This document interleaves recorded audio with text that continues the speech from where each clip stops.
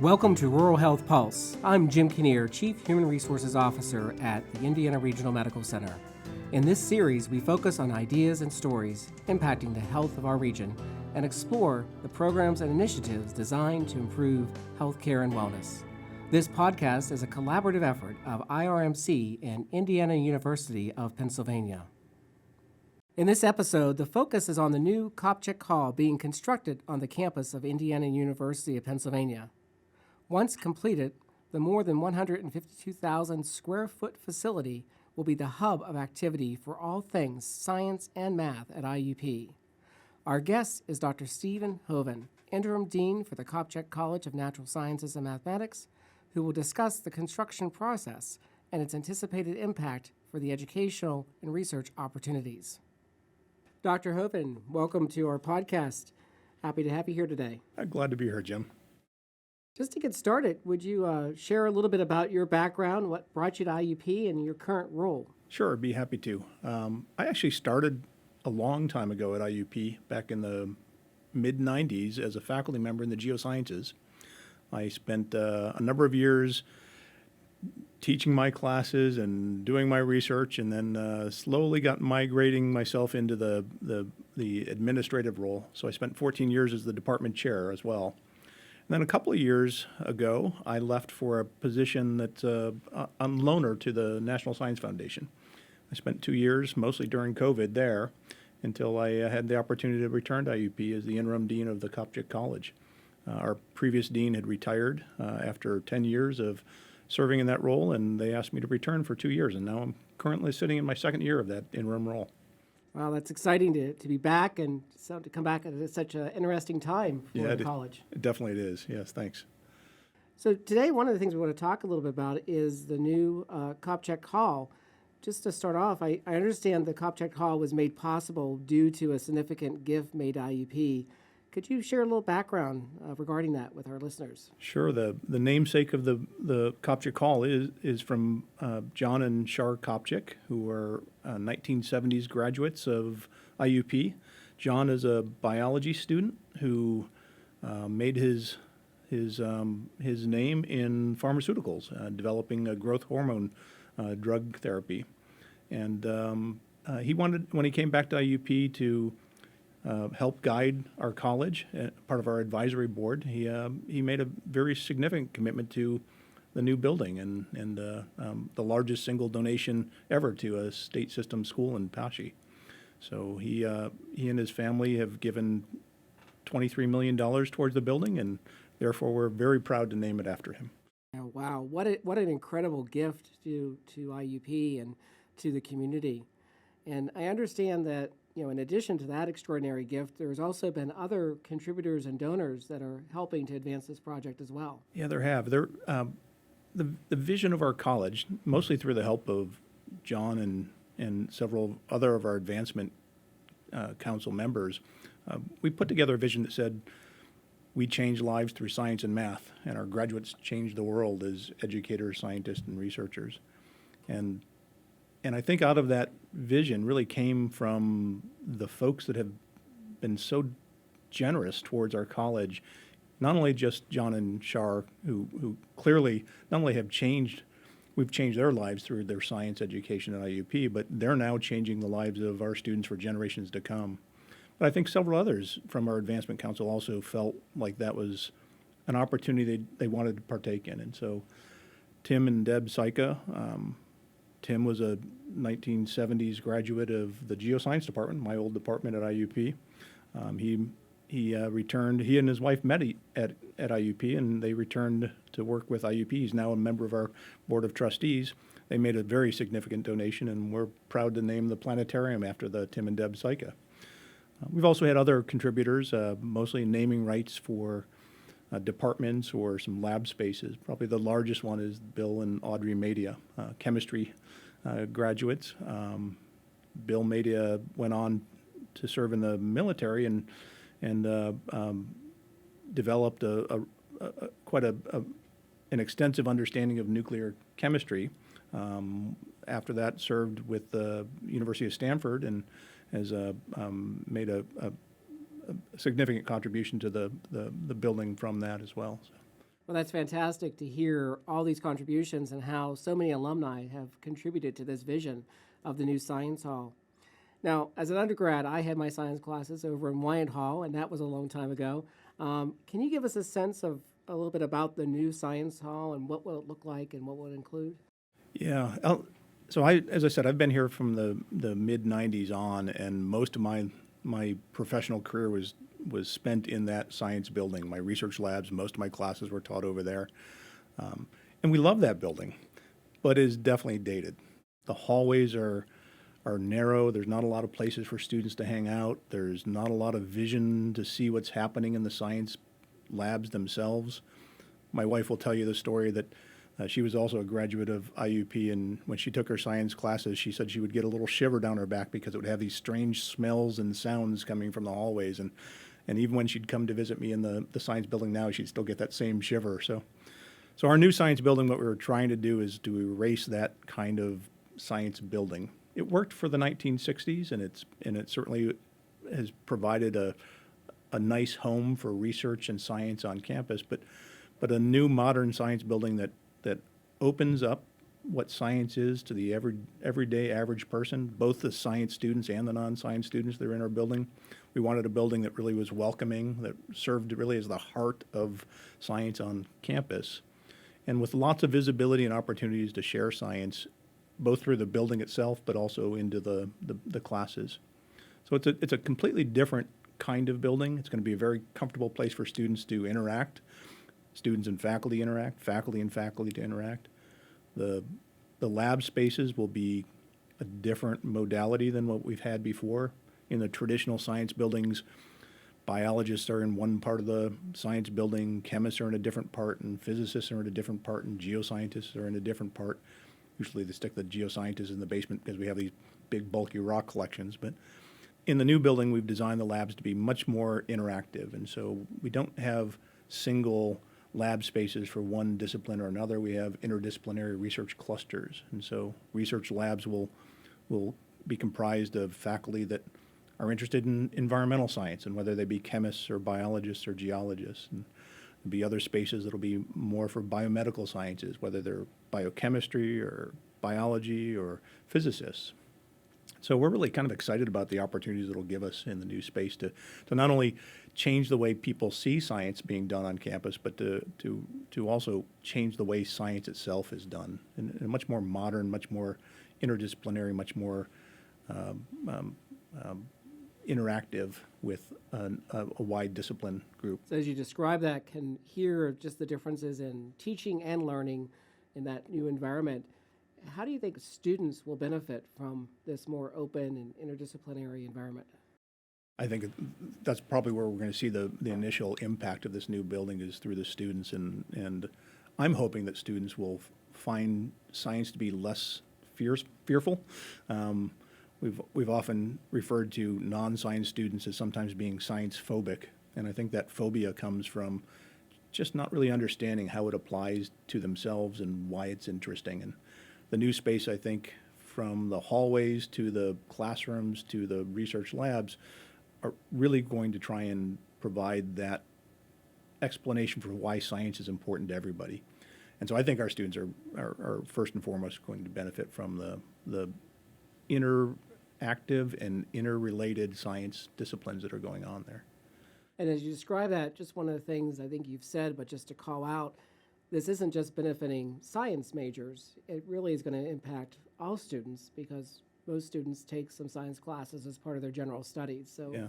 definitely a big impact. Yeah, absolutely. And all the students on campus, whether they're scientists or not, will take, as you said, a general studies, or what we refer to as liberal studies science courses here. And one of those, for certain, will be a liberal studies science elective with a lab. And so they'll be in the new building, they'll be seeing the new space and working in the new spaces. It's an exciting time to be on campus as a scientist. I really do think that this new building will define the lifeblood of the scientific community, whether you're directly connected to that lifeblood as a scientist or whether you're one of the farther out digits attached to that lifeblood somewhere else. You've mentioned a few of the features, but can you tell us more about some of the particular features and areas in the new science building? Yeah, so I think probably the most obvious feature when you first walk into this building is that we'll have a large atrium space that will serve as the meeting place for science on campus. So we have a large number of very comfortable seats for students to hang out, to study in, to have lunch in. We'll have some booth seating, some table seating, some places for you to meet your professors, some places for the professors to meet each other. And I think that's going to be a space that follows the entire central atrium of the building from the ground level all the way up. And so every floor has places for people to just hang out and informally learn about science, learn from each other. But then the other differences that you'll see in the building is that we wanted to make sure that science was transparent and that people could see science happening even when it's behind a laboratory environment. So there's a lot of open windows into the science labs. We have a passageway through our environmental engineering lab with a very large window that you can see everything that's going on in there. Our scanning electron microscope lab, we don't have a window into it, but we've got an electronic window into it. We'll have a feed directly from the scanning electron microscope into a digital display outside, so you can see exactly what's the scientists are seeing when it's under operation. So it's really going to be exciting to do. The building itself will actually just be a tool to learn about science and sustainability too. We're going to have the building monitored for its utilities, and students can see the graphs of how electricity usage goes up and down throughout the day, or water usage changes throughout the day, and how in the wintertime it changes, in the summertime it changes, and any efforts to reduce consumption of electricity should be able to be seen and recorded in those display monitors. It's really impressive to hear the amount of detail and things that have been considered in this design process of bringing those together. And it just sounds like a very immersive learning environment as well. How did you approach the design process, and how did all those ideas come together? So that's a really great question. It started probably 15 years before it ever broke ground. And we knew at some point we would be building a new building. It, like most things, gets delayed by budgetary constraints and gets put back a couple of years. But we didn't think it would be 15 years before we broke ground. But we did want to be prepared when we were ready to break ground to have the building that fit the needs of the current faculty, the students, and the vision that we had for what sciences was going to be on campus. And so a large number of faculty, some students and some facilities folks on campus would start to meet, and with the help of a program called Project Kaleidoscope that was funded by the National Science Foundation, we had meetings in DC and some other universities to get together with architects who specifically built science buildings, and would share with us ideas about what we needed to consider and how we needed to get buy-in from the different communities that would be using the building. And so we started the groundwork a long time before the building ever was, even before an architect was selected. And so we had a pretty good idea of what we wanted in the building, and then when we hired the architects, we were able to share that with them, and I think gave us a perfect design for what we wanted out of the building. Thanks for sharing that. And it's so impressive to think about the depth of thought and time and energy that has gone into creating this vision and then bringing it to life. Just curious, is there a particular feature of the new hall that you're personally most excited about? You know, it's hard to pick. I do think that atrium space where people will congregate is one of my favorite features of the building. We've never had that. So if you go to Wyant Hall right now, you'll find we've got a couple of places where we'll be able to stuff some chairs for students to hang out. But most of the hallways, if students are waiting for a classroom, they're sitting on the floor right next to the lab waiting for it to open. And not only does it look uncomfortable, it doesn't make it easy to sit around and enjoy the science or share the science that you've learned in class or in the labs. And so I think that new space, that atrium space, that informal, casual learning space is really one of the things I'm most excited about. So one of the other places in the new building I'm really kind of excited about is the Psycha Planetarium.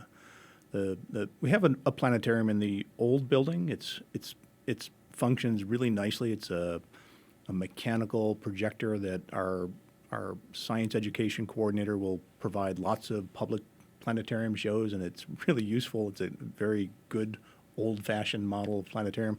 The new planetarium will be a completely digital projection screen. And so that'll give us the ability to not only provide planetarium shows about the solar system and about our galaxy or about the sun, but anything that can be displayed digitally can be portrayed in that planetarium in a way that I kind of see this as being an opportunity for simulations of teachers who want to experience what it's like to teach in a very loud classroom, or nurses to interact with patients in a very busy operating space. And so I think the opportunities for the planetarium will really change the way the community interacts with the science building too. And so we'll see people coming in to see shows that we've never even thought we could show in a planetarium before. And so I'm kind of excited about that. But beyond that, the idea that we no longer have dedicated individual scientific research labs, but instead have focused on interdisciplinary scientific clusters where faculty from different departments will cross paths just by the fact that they're working in a laboratory complex, an interdisciplinary lab complex.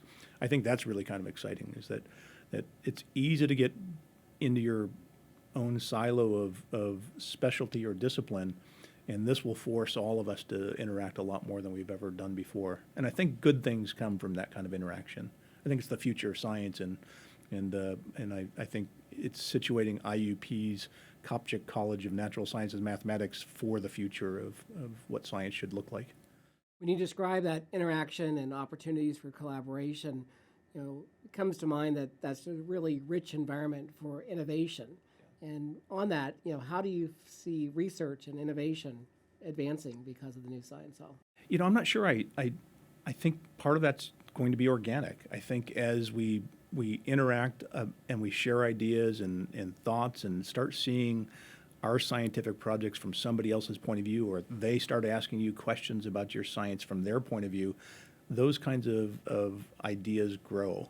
And that's one of the things I think we're doing. We're setting the space for those kinds of collaborations to develop. Some of them are there already, and I think they're going to benefit from those. Biochemistry and biomedical research is one of those for sure that I think will benefit from the new spaces in the building. But then I think there's lots of them that we have a number of ecologists that are working on various biology projects that would benefit tremendously from interacting with the geoscientists or the regional planners or the chemists. And so I think there's going to be lots of those new developments and new ideas sharing, and I'm hoping that we can start to see the kinds of research proposals increase from those kinds of interdisciplinary interactions then. This particular podcast series focuses on rural health issues. How do you think Kopchick Hall and the new facilities for science and math can help benefit some of the workforce challenges and also just in general healthcare challenges in rural Pennsylvania?